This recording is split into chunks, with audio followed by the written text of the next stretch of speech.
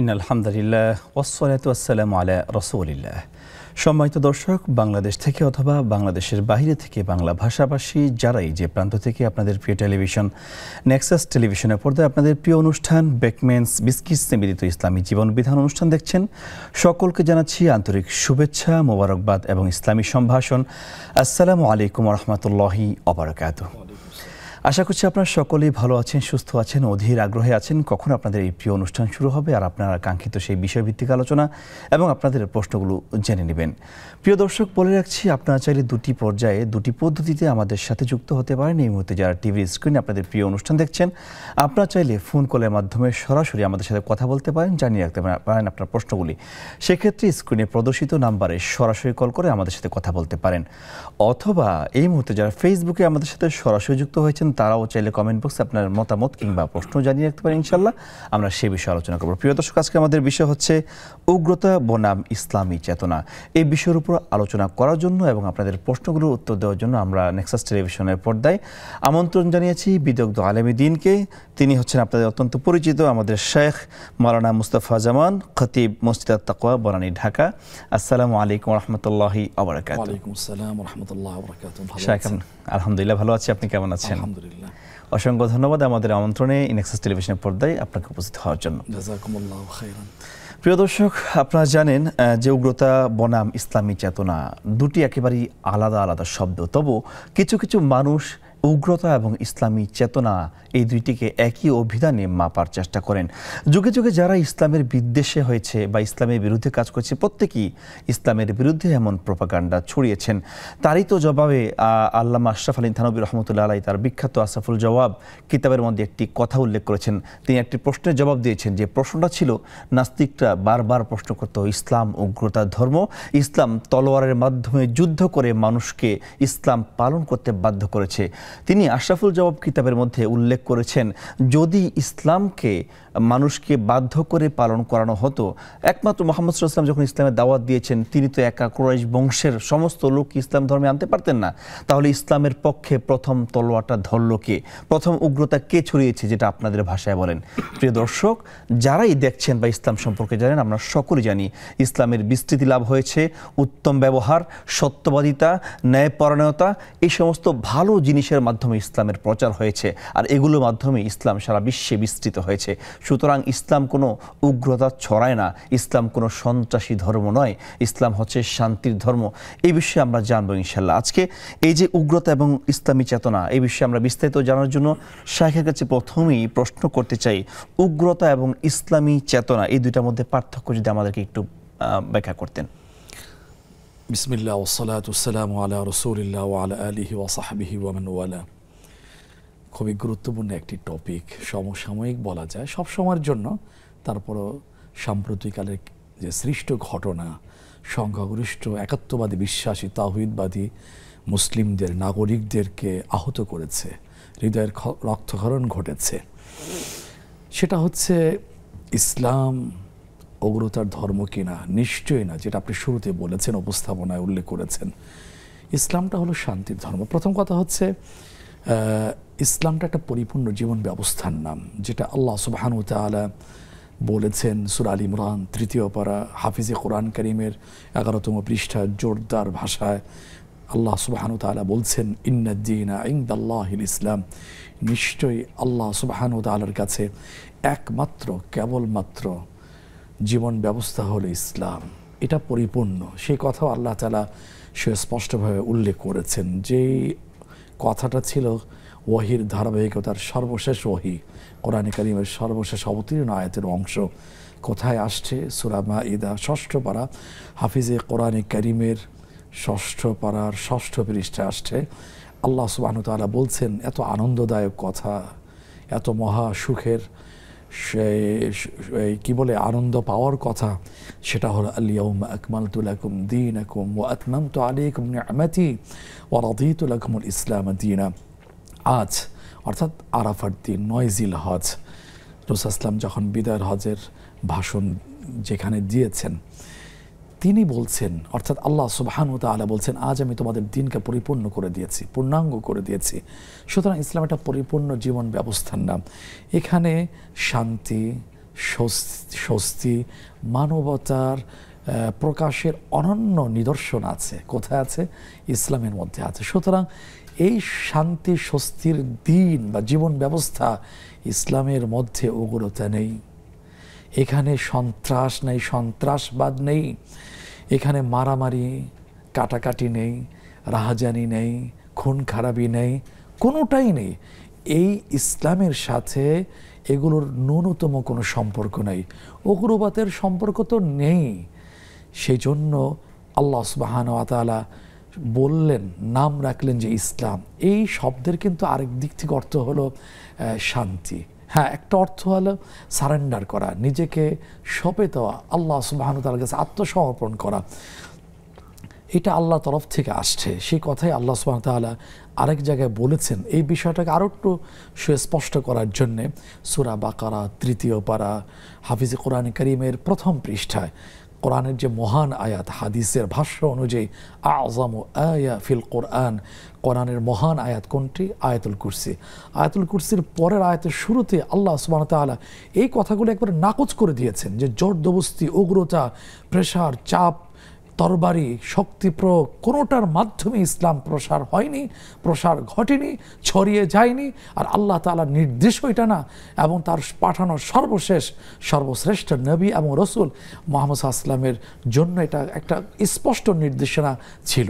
সেটা কি? লা ইকরাহা ফিদ্দীন, লা ইকরাহা ফিদ্দীন। ইসলাম গ্রহণ করার ক্ষেত্রে, ঈমান আনার ক্ষেত্রে কোনো শক্তি প্রয়োগ করা যাবে না, কোনো জবরদস্তি নেই। এখানে এই কথার একটু অর্থ আছে, একটু বলিনি। কেউ বলে থাকেন, এই ব্যাখ্যা দেওয়ার চেষ্টা করে থাকেন যে স্বামী তার স্ত্রীকে নামাজ পড়তে শক্তি প্রয়োগ করতে পারবে না, বাবা তার সন্তানকে নামাজের ব্যাপারে শাসন করতে পারবে না, দায়িত্বশীল অধীনস্থদের ব্যাপারে নামাজ পড়ার ব্যাপারে, ইসলামী অনুশাসন মানার ব্যাপারে জবরদস্তি করতে পারবে না। এটা দলিল দিয়ে, এই আয়াত দিয়ে লা ইকরাহা ফিদ্দীন না, এইটা দলিল নয়। এটা হচ্ছে যে ইসলাম গ্রহণ করার ক্ষেত্রে, ইসলামের মধ্যে নিয়ে আসার ক্ষেত্রে কোনো শক্তি প্রয়োগ করা যাবে না। ইসলামের ভিতরে যে চলে আসছে তাকে তো শাসন করতেই হবে, যার যার দায়িত্বশীলতার জায়গা থেকে তাকে তো ব্যবস্থা নিতেই হবে। জি শেখ, চমৎকার পারিবারিকভাবে বেশ কিছু কথা তুলে ধরেছেন। আমরা আপনার কাছে আবারও ফিরে আসবো প্রশ্ন নেওয়ার পর ইনশাআল্লাহ। আসসালামু আলাইকুম ওয়া রাহমাতুল্লাহি ওয়া বারাকাতুহু। আসসালামু আলাইকুম। হ্যালো হুজুর, আসসালামু আলাইকুম। ওয়া আলাইকুম আসসালাম ওয়া রাহমাতুল্লাহি ওয়া বারাকাতুহু। হুজুর, জি বলুন। আমার দুইটি প্রশ্ন। জি। আমি শুনেছি যে হাসরের ময়দানে নাকি ভাই বোনের কখনো দেখা হবে না, না বোন বোনের কখনো দেখা হবে না। আচ্ছা, আরেকটা প্রশ্ন হুজুর, বলুন। আরেকটা প্রশ্ন হচ্ছে, আমার মা মারা গেছে 10 মাস হলো, তাকে আজ পর্যন্ত আমি একটু স্বপ্নেও দেখলাম না। কি করলে তাকে আমি একটু স্বপ্নে দেখতে পারবো? আচ্ছা, ঠিক আছে, আপনার প্রশ্ন বুঝতে পেরেছি। আমাদের সাথে একজন দর্শক যুক্ত হয়েছেন। আসসালামু আলাইকুম ওয়া রাহমাতুল্লাহি ওয়া বারাকাতুহু। ওয়া আলাইকুম আসসালাম। আমি মোহাম্মদ নাসিম কবির, দৌলতপুর, খুলনা থেকে বলছি। জি, আমার বলুন। দুটি প্রশ্ন। জি বলুন। বলুন। জি। আমার প্রথম প্রশ্ন হলো, আল্লাহুম্মা বারিক লানা ফি রজব ওয়া শাবান ওয়া বাল্লাগনা রমাজান, এই আয়াতটি কোন হাদিস দ্বারা প্রমাণিত? এটা আমরা সাধারণত নবী করিম সাল্লাল্লাহু আলাইহি ওয়াসাল্লাম এই দোয়াটি করতে বলেছেন রজব মাসে, সেটা আমরা করে থাকি, কিন্তু এটা কোন হাদিস দ্বারা প্রমাণিত এটা জানার জন্য আর কি। আরেকটি প্রশ্ন হলো, যদি কখনো নামাজের মধ্যে কোনো আয়াত ধরে নেই, সূরা কদর শুরু করলাম, ইন্না আনজালনাহু ফি লাইলাতুল কদর, এখন একটি আয়াত যদি প্রথম দিকে বাদ পড়ে ভুলবশত, পুরো সূরাটাই পড়া হলো, সেক্ষেত্রে নামাজের কোনো ঘাটতি হবে কিনা? আচ্ছা, জি, আপনার প্রশ্ন বুঝতে পেরেছি। প্রিয় ভাই, আমাদের সাথে থাকুন, ইনশাআল্লাহ উত্তর পেয়ে যাবেন। তো শেখ, আমি চমৎকারভাবে আপনার আলোচনা শুনছিলাম যে ইসলাম গ্রহণ করার ক্ষেত্রে জোর করা যাবে না, তবে পারিবারিক ক্ষেত্রে ইসলাম অনুশাসন মানার জন্য একটা শাসন প্রয়োগ করা যাবে। ইসলামের ভিতরে যিনি প্রবেশ করেছেন, মুসলিম হয়েছেন, সারেন্ডার করে ফেলছেন, বালা মান আসলাম ওয়াজহা, সব সৃষ্টি তো আল্লাহর সামনে সারেন্ডার করেছে। সূর্য আল্লাহর সৃষ্টি, সে তো আল্লাহর কথা অনুযায়ী আলো দিয়ে যাচ্ছে। আগুন আল্লাহর সৃষ্টি, আল্লাহর নির্দেশে সে জ্বালিয়ে যাচ্ছে। এভাবে করে সব মাখলুক তো আল্লাহর হুকুম পালন করে যাচ্ছে। তাহলে মানুষ কেন করবে না? মানুষও এই আদেশের আওতায় মধ্যে চলে আসে, সুতরাং তাকে তো দায়িত্বশীলতার জায়গা থেকে তাকে প্রেশার দিতেই হবে। কারণ হাদিসে আসছে আলা কুল্লুকুম রাঈন ওয়া কুল্লুকুম মাসউলুন আন রাইয়াতিহি, তোমরা সকলেই দায়িত্বশীলতার ব্যাপারে তোমরা আল্লাহর আদালতে জিজ্ঞাসিত হবে। তারপরে সূরা তাহরিম 28তম পারা হাফিজে কোরআন কারীমের 19তম পৃষ্ঠার শেষ আয়াতে আসছে খুব জোরালো কথা, ইয়া আইয়ুহাল্লাযীনা আমানু কু আনফুসাকুম ওয়া আহলিকুম নারা, হে ঈমানদাররা যারা ঈমান এনেছো শোনো, তোমরা নিজেদেরকে এবং পরিবারকে জাহান্নামের আগুন থেকে বাঁচাও। এটা কি মৌখিক শুধু বক্তব্য? এটা কার্যত বাঁচানোর জন্য যা যা দরকার তাকে সেটাই করতে হবে। কিন্তু ইসলাম গ্রহণ করানোর ক্ষেত্রে কোনো উগ্রতা, কোনো চাপ, কোনো কিছুই করা যাবে না। এই ১,৫০০ বছর ইতিহাস রাসূল ইসলামের কাছ থেকে সাহাবায়ে কেরাম রাদিয়াল্লাহু তাআলা আজমাইন, তাবিঈন, তাবিঈন, আইম্মা মুজতাহিদিন এই পর্যন্ত যারা দায়ী মুবাল্লিগ, তারা কখনো চাপ প্রয়োগ করেন, দাওয়াত পৌঁছে দিয়েছেন। আর আল্লাহ তাআলা সেই কথা সুন্দরভাবে বলেছেন, উদউ ইলা সাবিলি রাব্বিকা বিল হিকমা ওয়াল মাউইযাতিল হাসানা, হিকমতের সাথে উত্তম পন্থায় তোমরা মানুষকে দাওয়াত দাও। এরপর এই কথাটা আরো সুন্দর করে আল্লাহ সুবহানাহু ওয়া তাআলা বলছেন, এই প্রক্রিয়া অবলম্বন করে যে দাওয়াত দেয় তাওহীদের দিকে, মুক্তির দিকে, মহানাজাতের দিকে, তাদের কথার প্রশংসা করে আল্লাহ তাআলা কমপ্লিট একটা আয়াত নাজিল করেছেন সূরা হামিম আস-সাজদা 24তম পারা হাফিজে কোরআন কারীমের 19তম পৃষ্ঠা। তিনি বলছেন, ওয়ামান আহসানু কাওলাম মিম্মান দাআ ইলাল্লাহ, তার কথার চেয়ে উত্তম কথা কার হতে পারে যে মানুষকে আল্লাহর দিকে দাওয়াত দেয়। আল্লাহ মহান স্রষ্টা তার দিকে, ওয়া আমিলা সালিহান, শুধু বলে না, ওই দাওয়াত দেওয়ার বিষয়ের দিকে নিজেও আমল করে সৎকর্ম করে থাকে। ওয়া ক্বালা ইন্নানী মিনাল মুসলিমিন, বলে থাকে যে আমি আল্লাহর কাছে সারেন্ডার করেছি। চমৎকারভাবে শুনছিলাম, বিস্তৃত আলোচনা করছিলেন। আমরা একটা ব্রেকে যাব, তারপর আবার আপনার নিকট ফিরবো ইনশাআল্লাহ। সম্মানিত দর্শক, আপনারা দেখছেন বেকমেন্টস বিস্কিটস নিবেদিত ইসলামী জীবন বিধান। সময় হয়েছে ছোট্ট একটি ব্রেকে যাওয়ার, ফিরছি বিরতির পর।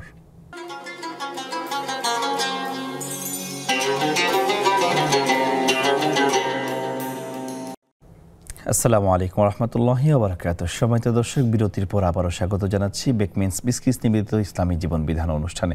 আমরা চমৎকারভাবে শুনছিলাম ইসলামের ব্যাপারে এবং ইসলামী চেতনা এবং এই যে উগ্রতা, এটার ব্যাপারে কি পার্থক্য।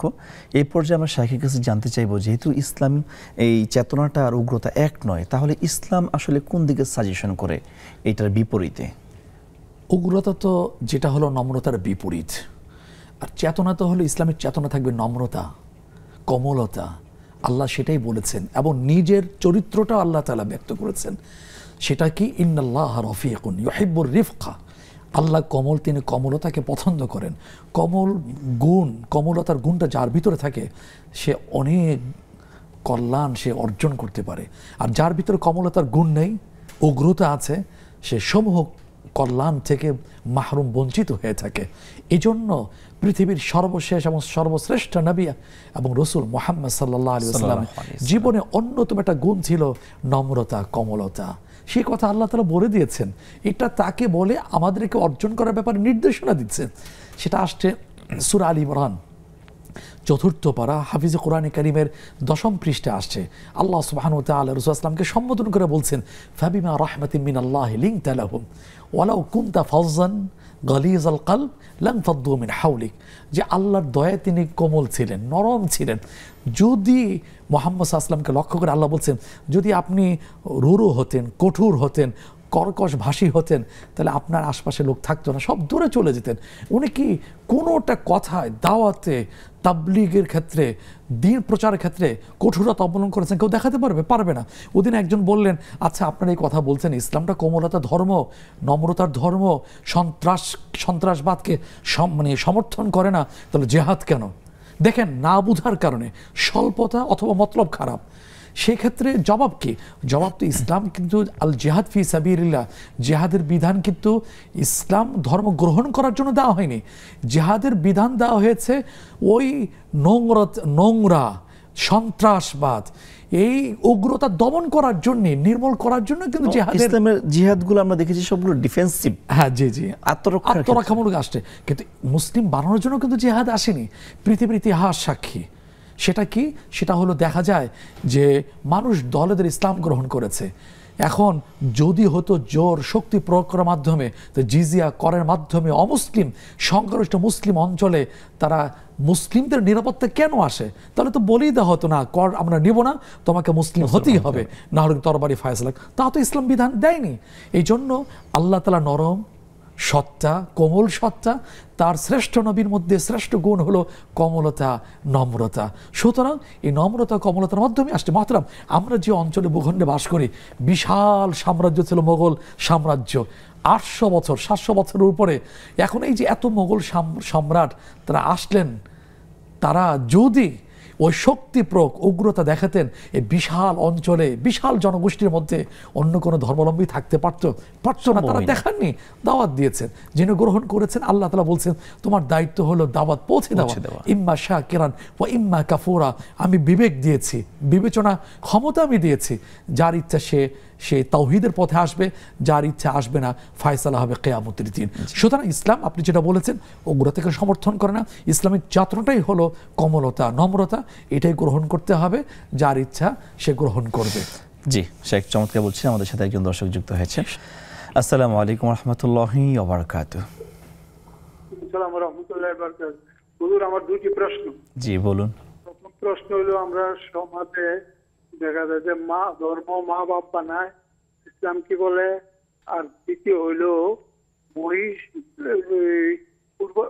মানত করা হচ্ছে। আপনার প্রথম প্রশ্নটা আরেকটু ক্লিয়ার করেন, মানে মা বাবা ধর্ম শিক্ষা দেয় শিশুকে, এটা মানে কি বোঝাতে চেয়েছেন? না, গ্রাম এলাকায় ও আচ্ছা আচ্ছা, মা বাবা ভাই বানানো। ও আচ্ছা আচ্ছা, বুঝতে পেরেছি। জি, বানানো হয়। এক।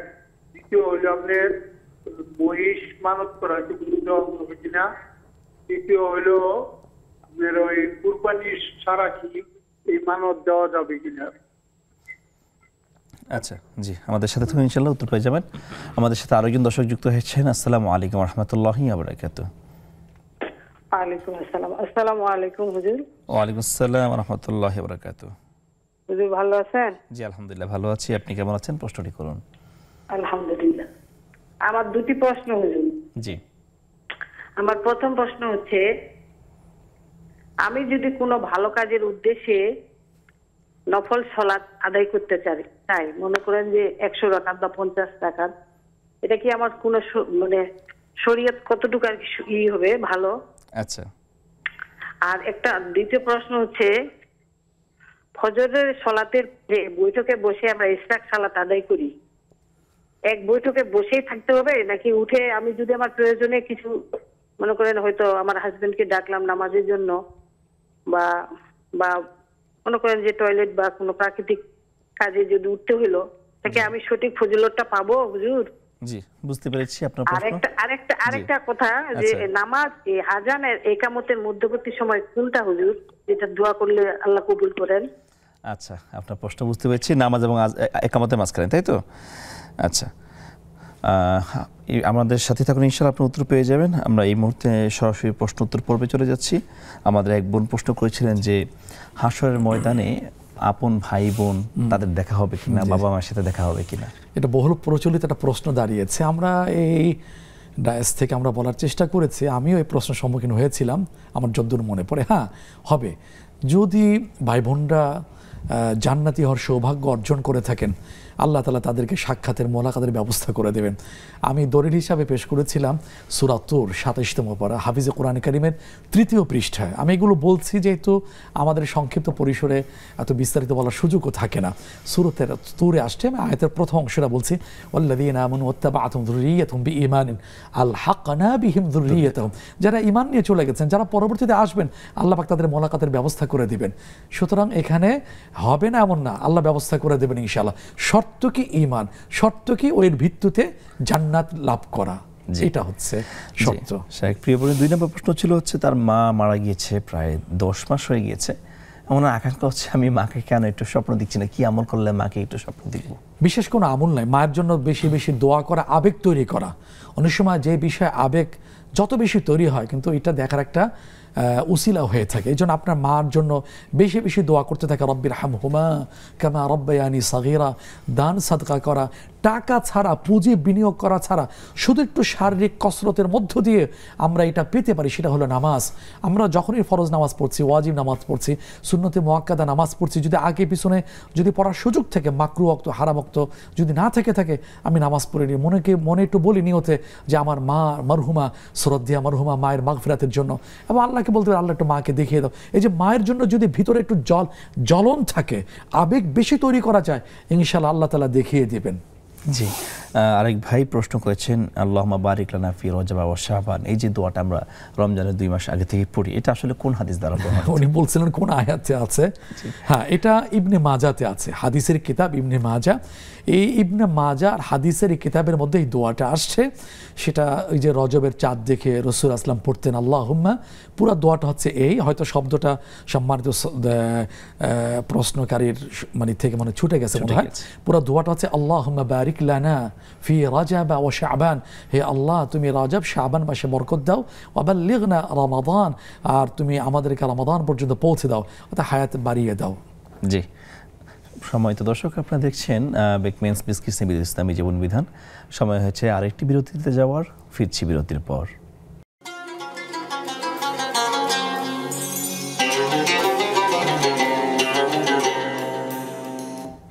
আসসালামু আলাইকুম ওয়া রাহমাতুল্লাহি ওয়া বারাকাতুহু। দর্শক, বিরতির পর আবারও স্বাগত জানাচ্ছি বেকমেন্স বিস্কিটস নিবেদিত ইসলামী জীবন বিধান অনুষ্ঠানে। আমরা আলোচনা করছি আপনাদের প্রশ্নগুলো নিয়ে।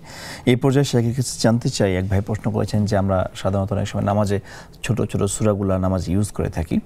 তিনি বলেছেন আমি যদি সূরাত আল কদর ব্যবহার করি, প্রথম আয়াত যদি পড়তে ভুলে যাই, দ্বিতীয় আয়াত থেকে যদি পড়ি, সেক্ষেত্রে নামাজটা সম্পূর্ণ হবে কিনা? হ্যাঁ, হয়ে যাবে, সমস্যা নেই। এখানে বড় ধরনের অর্থের কোনো পরিবর্তন আসছে না। আর আরেকটা বিষয় হচ্ছে, অনেকে ধর্মের বাবা, ধর্মের মা, ধর্মের ভাই এগুলা বলে ডাকে, আত্মীয় নয়, তারপর আত্মীয়তার মধ্যে একটা তাদের একটা সম্পর্ক তৈরি হয়।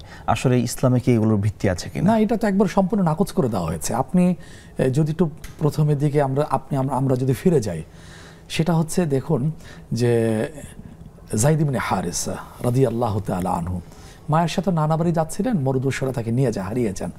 পরবর্তীতে হিস্টোরিতে আমরা মোটামুটি জানি কম বেশি, সেটা হলো কিনে নিলেন সেই খাদিজা রাদিয়াল্লাহু তাআলা আনহা, ইসলামের কদম ববরে নজরানা পেশ করলেন, এত আদর স্নেহ দিয়া দিলেন। আশপাশের লোকেরা বলতে লাগলো যে ইবনু মোহাম্মদের ছেলে আল্লাহর কাছে পছন্দনীয় হয়নি, ভালো লাগেনি। অর্থাৎ আল্লাহ তাআলা এটা সম্পূর্ণ নাকচ করে, প্রত্যাখ্যান করে আয়াত নাজিল করে দিলেন। কোথায় আসছে? সূরা আহজাব 21তম পারা, হাফিজে কোরআনে কারীমের 17তম পৃষ্ঠার মাঝামাঝি। আল্লাহ ডাইরেক্টলি বললেন উদউহুম লিআবাইহিম হুয়া আকসাতু ইনদাল্লাহ। তুমি কেন বলছো, তোমরা কেন বলছো ইবনু মোহাম্মদ সাল্লামের ছেলে? সে তো মোহাম্মদের ছেলে না, তার তো বাবা আছে, ওই বাবার ঔরসে জন্মগ্রহণ করেছে, মোহাম্মদ সাল্লামের ঔরসে জন্মগ্রহণ করেনি।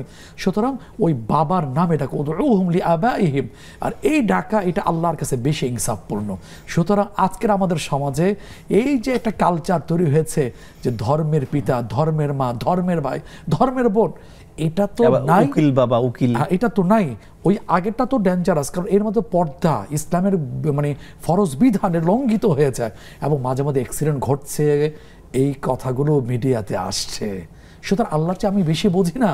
শয়তান সবসময় পেতে আছে যে আমাকে আপনাকে কিভাবে পদস্খলন ঘটাবে, লাইনচ্যুত করবে এটা। সুতরাং এটা ইসলামে অনুমোদিত নয়, সমর্থন করে না।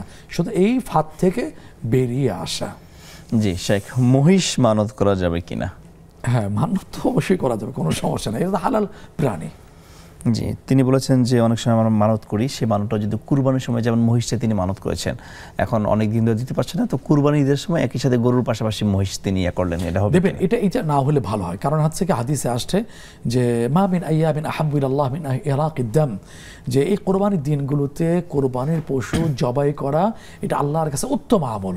সুতরাং কোরবানির দিনগুলোতে অন্য কাজগুলো ওই মান্যতটাকে কার্যকর না করে যার উপর কোরবানি ওয়াজিব হয়েছে, যেটা হাদিসে আসছে, আবু হুরায়রা রাদিয়াল্লাহু থেকে বর্ণিত আছে, মান ওয়াজাদা সাআতান লিআন ইউযাহিয়া ফালাম ইউযাহি ফালা ইয়াকরুবান্না মুসাল্লানা।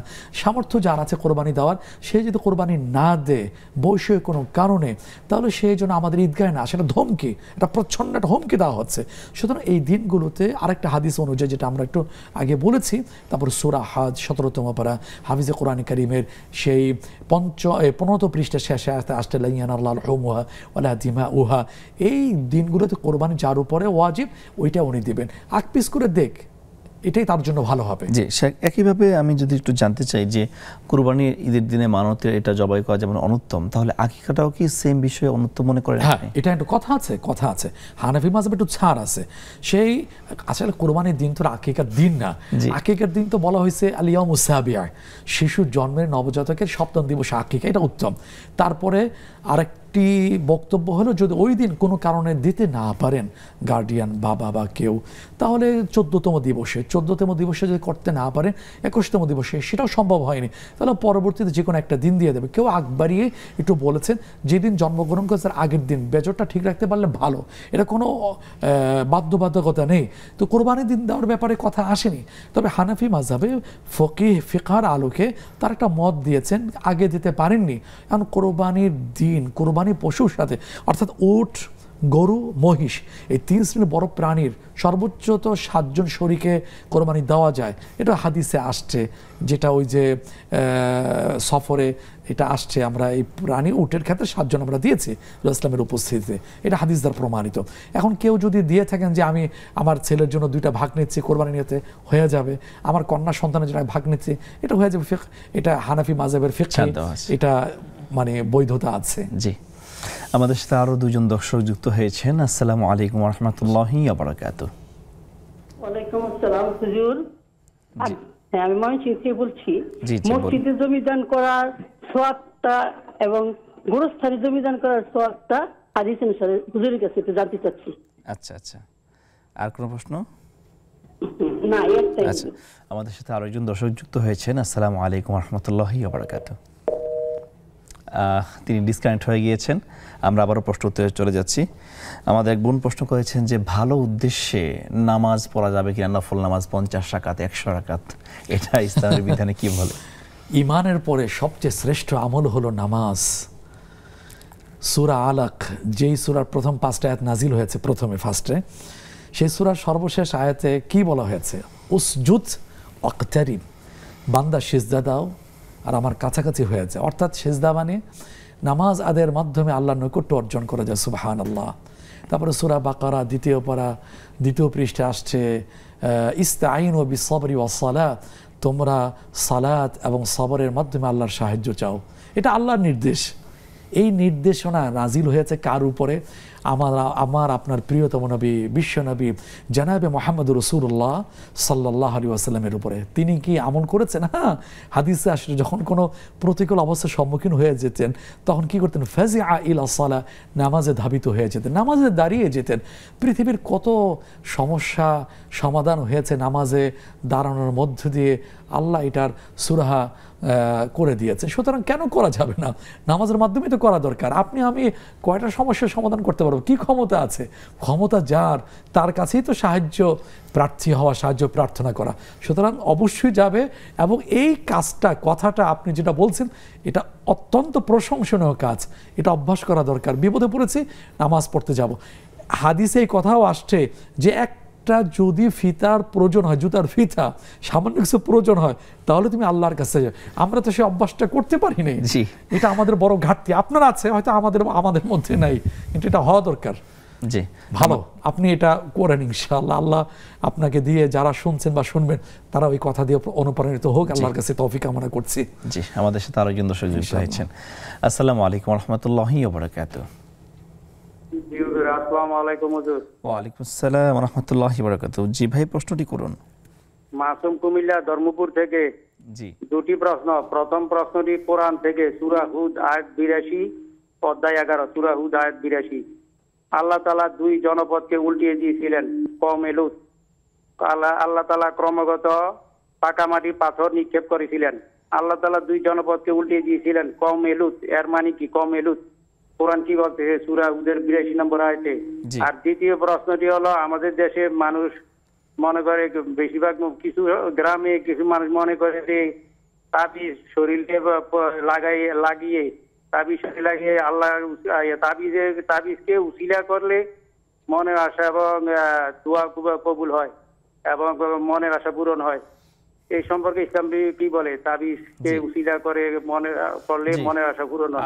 আপনার প্রশ্ন বুঝতে পেরেছি প্রিয় ভাই, আমাদের সাথে থাকুন ইনশাআল্লাহ। আমাদের সাথে আরেকজন দর্শক যুক্ত হয়েছেন। আসসালামু আলাইকুম ওয়া রাহমাতুল্লাহি ওয়া বারাকাতুহু। দর্শক শুনতে পাচ্ছেন?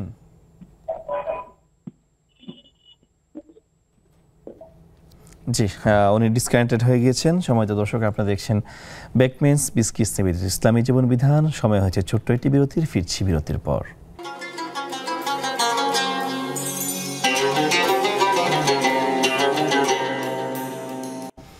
আসসালামু আলাইকুম ওয়া রাহমাতুল্লাহি ওয়া বারাকাতুহু। দর্শক, বিরতির পর আবারও স্বাগত জানাচ্ছি বেকমেন্স বিসকিস নিবেদিত ইসলামী জীবন বিধানে। এই পর্যায়ে আমরা জানবো, এক বোন প্রশ্ন করেছিলেন যে ফজরের সালাতের পরে তিনি যে নামাজটা পড়েন, কিছুক্ষণ পর মাঝখানে তিনি ওয়াশরুমে যাওয়া কিংবা স্বামীকে ফজরের জন্য ডাক দেওয়া অথবা ফ্যামিলির আনুষঙ্গিক কাজ করলে সেই নামাজে ক্ষতিগ্রস্ত হবে কিনা? ওই যে ইশরাকের সওয়াব পাওয়ার ক্ষেত্রে যে হজ উমরার সওয়াবের কথা আসছে না, যদি বিশেষ প্রয়োজনে ওঠা হয় সেটা যাবে।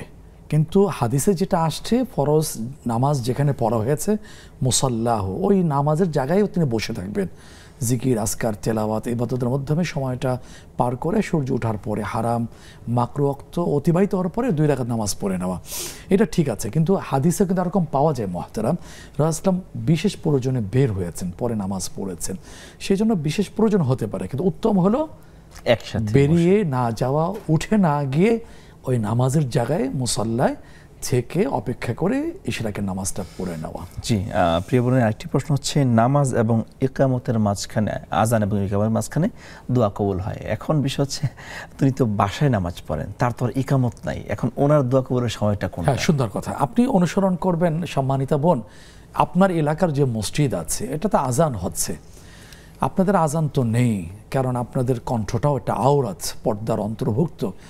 হাদিসে যেটা আসছে, আদ-দুআ বাইনাল আযানি ওয়াল ইকামা লা ইউরাদ্দু আদ-দুআ বাইনাল আযানি ওয়াল ইকামা। আযান ইকামতের মাঝখানে দোয়া প্রত্যাখ্যাত হয় না, ফিরিয়ে দেওয়া হয় না। মসজিদে আপনি যে এলাকার অধীনে, যে মসজিদের অধীনে আজান হয়েছে, ওই আজান থেকে ওই মসজিদের যে ইকামত কখন হয় আপনার জানা আছে, আসরের ক্ষেত্রে 15 মিনিট, আর দেখা যায় জোহর এশা এগুলো হয় আধা ঘন্টার ব্যবধান। আর ফজরের বেলা আপনি একটু জেনে নেওয়া যে আজান তো হলো, এখন ফজরের জামাতের টাইমটা কখন, এইটা একটু মনে রেখে ওইভাবে দোয়াটা করার সুবর্ণ সুযোগটা গ্রহণ করা।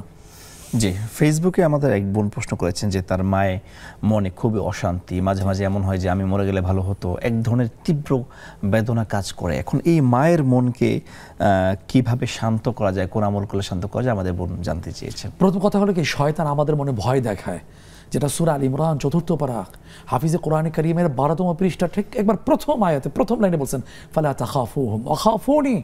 আল্লাহ বলছেন আমাকে, আপনাকে, আমাদেরকে কিয়ামত পর্যন্ত আগত সে বিশ্বাসী বান্দা বান্দীদেরকে বলছেন, তোমরা শয়তানকে ভয় পেও না, আমাকে ভয় করো। আমাদের ভিতরে ভয় প্রবেশ করায়, ভিতর সন্ত্রস্ত করে ফেলে, মৃত্যুর ভয়, আমার দ্বারা কিচ্ছু হবে না, হতাশা নিরাশা এগুলো আমাদের ভিতরে সৃষ্টি করে। আল্লাহ বলে দিয়েছেন, ইন্নাহু লা ইয়াইয়াসু মির রাউহিল্লাহি ইল্লাল কাউমুল কাফিরুন। আল্লাহর রহমত থেকে নিরাশ হওয়া এটা কাফের সম্প্রদায়ের চরিত্র, এটা আমাদের করা যাবে না। এখন কি করতে হবে? রাসূল দোয়াগুলো করতেন, আল্লাহুম্মা ইন্নী আউযু বিকা মিনাল হাম্মি ওয়াল হুজনি।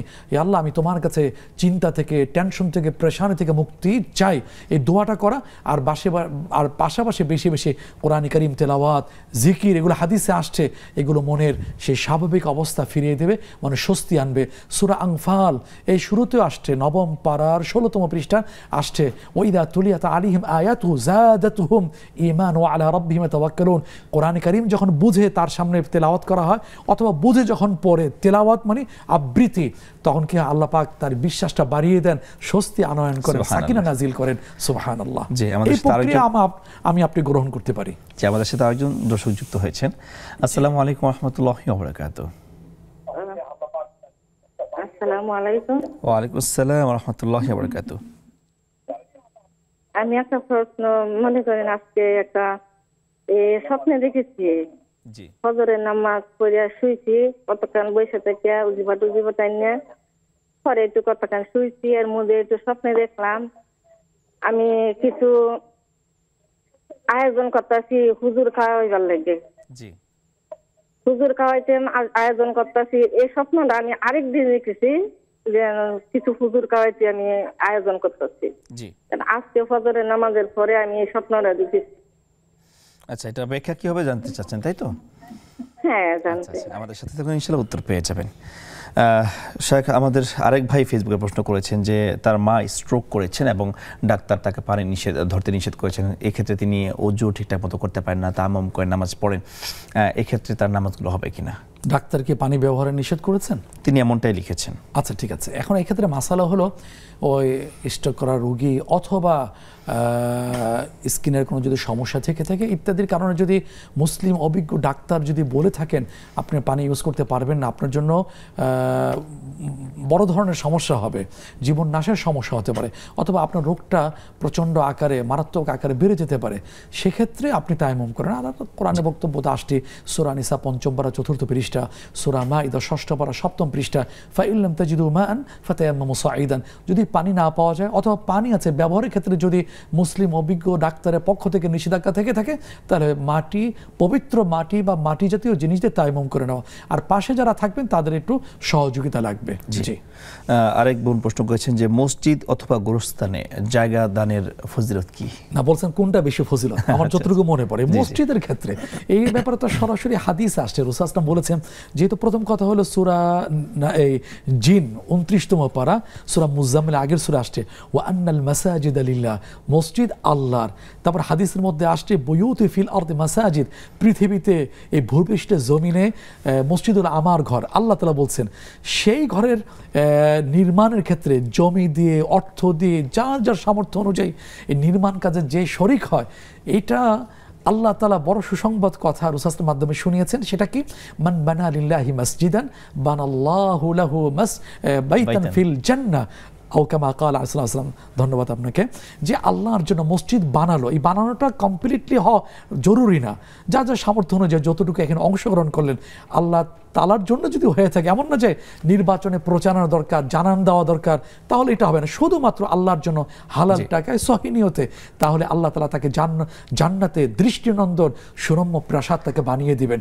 আর যেহেতু ওখানে দাফন দেওয়া, এটা দাফন তো একটা ফরজ কাজ জীবিত মানুষদের উপরে, এখানে আপনি জমি দিচ্ছেন, এটা অবশ্যই ভালো কাজের আপনি সওয়াব পেয়ে যাবেন। কিন্তু মসজিদে তা উত্তম, সেটা তো হাদিস দা প্রমাণিত, আল্লাহর ঘর, আল্লাহ মহান, তার ঘরে অংশগ্রহণ এটাও হবে বড় সওয়াব।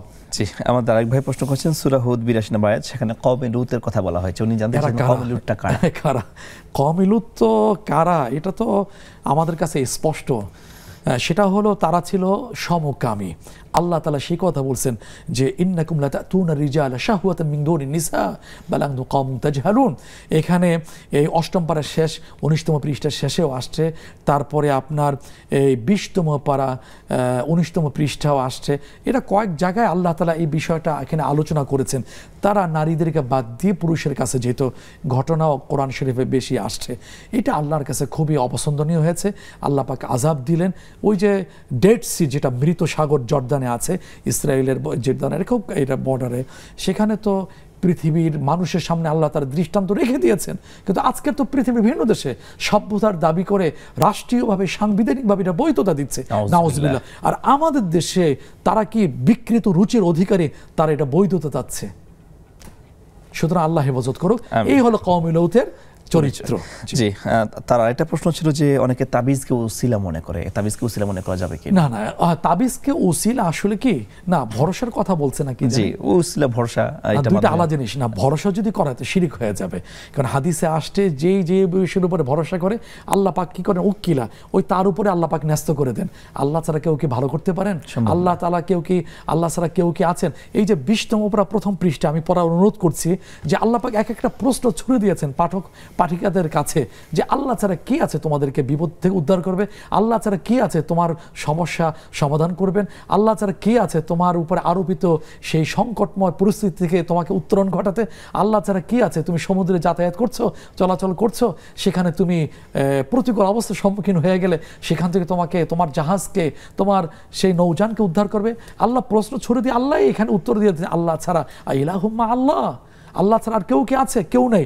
সুতরাং এখানে ভরসা করা যাবে না। হ্যাঁ, এগুলো উসিলা করা যাবে, কিন্তু এক্ষেত্রে ওলামা কেরামদের একাধিক মত আছে যে কোরআন আয়াত ছাড়া এগুলো হয় না। আর রাসূল সাল্লাল্লাহু আলাইহি ওয়াসাল্লাম জীবনে কখনো একটাও তাবিজ দেননি। রাসূল সাল্লাল্লাহু আলাইহি ওয়াসাল্লাম জীবনে যা করেছেন সেটা রুকিয়া, ঝাড়ফুঁক করেছেন। সাহাবা কেরাম রাদিয়াল্লাহু তাআলা আজমাইনদের বিশাল জামাতের মধ্যে তারা এক দুইজন বিচ্ছিন্ন এক দুইজন তাবিজ দিয়েছেন, তাও দিয়েছেন কাকে? ওই তাকেই দিয়েছেন যে পড়তে জানতেন না, দিয়েছেন। সুতরাং এগুলোর চেয়ে রুকিয়া, ঝাড়ফুঁক, কোরআন দিয়ে এগুলোই বেশি হওয়া দরকার। জি শেখ, একদম মানে অল্প সময়ের মধ্যে শুনতে চাচ্ছি, আমাদের একদম শেষ মুহূর্তে চলে আসছি।